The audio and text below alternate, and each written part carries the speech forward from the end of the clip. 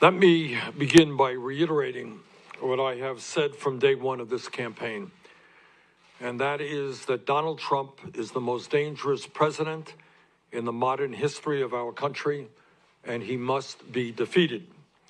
Tragically, we have a president today who is a pathological liar and who is running a corrupt administration. He clearly does not understand the Constitution of the United States and thinks that he is a president who is above the law. In my view, he is a racist, a sexist, a homophobe, a xenophobe, and a religious bigot, and he must be defeated, and I will do everything in my power to make that happen. Last night, obviously, was not a good night for our campaign from a delegate point of view. We lost in the largest state up for grabs yesterday, the state of Michigan. We lost in Mississippi, Missouri, and Idaho.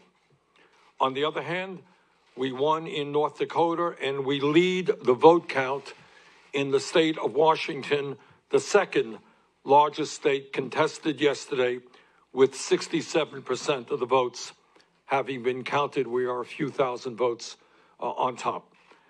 What became even more apparent yesterday is that while we are currently losing the delegate count, approximately 800 delegates for Joe Biden and 660 for us, we are strongly winning in two enormously important areas which will determine the future of our country.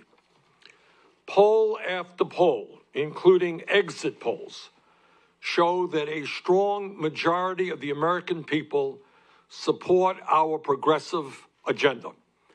The American people are deeply concerned about the grotesque level of income and wealth inequality in this country, and the American people want the wealthy and large profitable corporations to start paying their fair share of taxes. Overwhelming support for that. The American people understand that the federal minimum wage of $7.25 an hour is a starvation wage. They want to raise the minimum wage in this country to a living wage of at least $15 an hour. And the American people understand that if our kids are going to make it into the middle class of this country, we must make public colleges and universities and trade schools tuition free.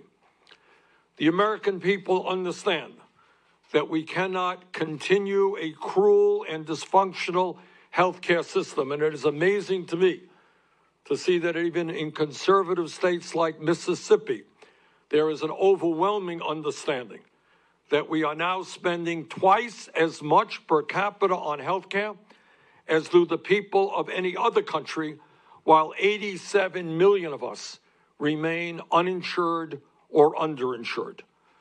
And this crisis, this absurd healthcare system, is becoming more and more obvious to the American people as we face the challenge of the coronavirus pandemic that we are currently experiencing. Imagine facing a pandemic and having 87 million people who are having a difficult time going to a doctor when they need. And the American people know, unlike Donald Trump, that climate change is an existential threat to our country and the planet, and that we need to transform our energy system away from fossil fuel to energy efficiency and sustainable energy. And the American people also know that we need fundamental transformation of a broken and racist criminal justice system, as well as a cruel immigration system that keeps millions of people living in fear. But it is not just the ideological debate that our progressive movement is winning. We are winning the generational debate. While Joe Biden continues to do very well with older Americans, especially those people over 65, our campaign continues to win the vast majority of the votes of younger people. And I am talking about people not just in their 20s, but in their 30s and their 40s. The younger generations of this country continue in very strong numbers to support our campaign. Today, I say to the Democratic establishment, in order to win in the future, you need to win the voters who represent the future of our country, and you must speak to the issues of concern to them. You cannot simply be satisfied by winning the votes of people who are older. While our campaign has won the ideological debate, we are losing the debate over electability. I cannot tell you how many people our campaign has spoken to who have said, and I quote, "I like what your campaign stands for. I agree with what your campaign stands for, but I'm going to vote for Joe Biden because I think Joe is the best candidate to defeat Donald Trump." End of quote. We have heard that statement all over this country. Needless to say, I strongly disagree with that assertion. But that is what millions of Democrats and independents today believe. On Sunday, I very much look forward to the debate in Arizona with my friend Joe Biden. And let me be very frank as to the questions that I will be asking Joe.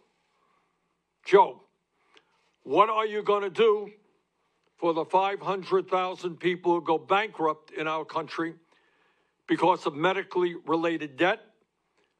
And what are you going to do for the working people of this country and small business people who are paying on average 20% of their incomes for health care? Joe, what are you going to do to end the absurdity of the United States of America being the only major country on earth where health care is not a human right? Are you really going to veto a Medicare for all bill if it is passed in Congress?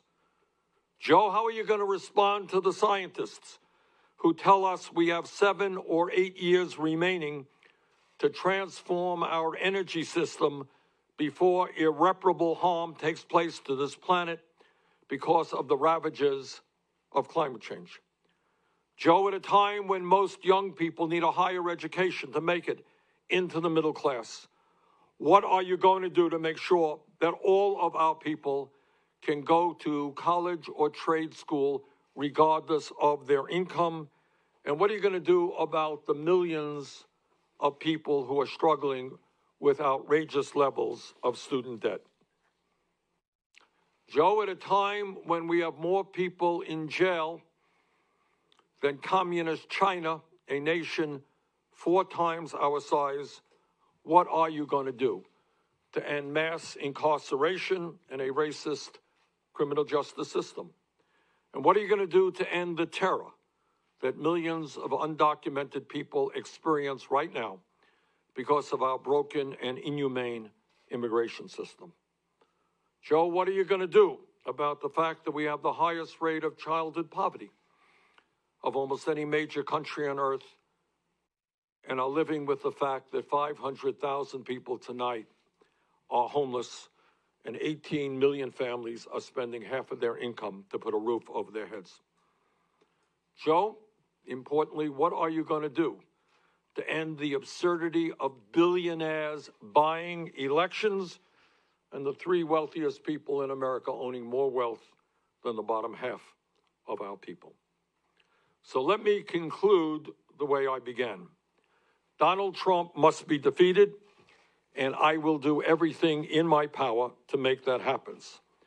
On Sunday night, in the first one-on-one debate of this campaign, the American people will have the opportunity to see which candidate is best positioned to accomplish that goal.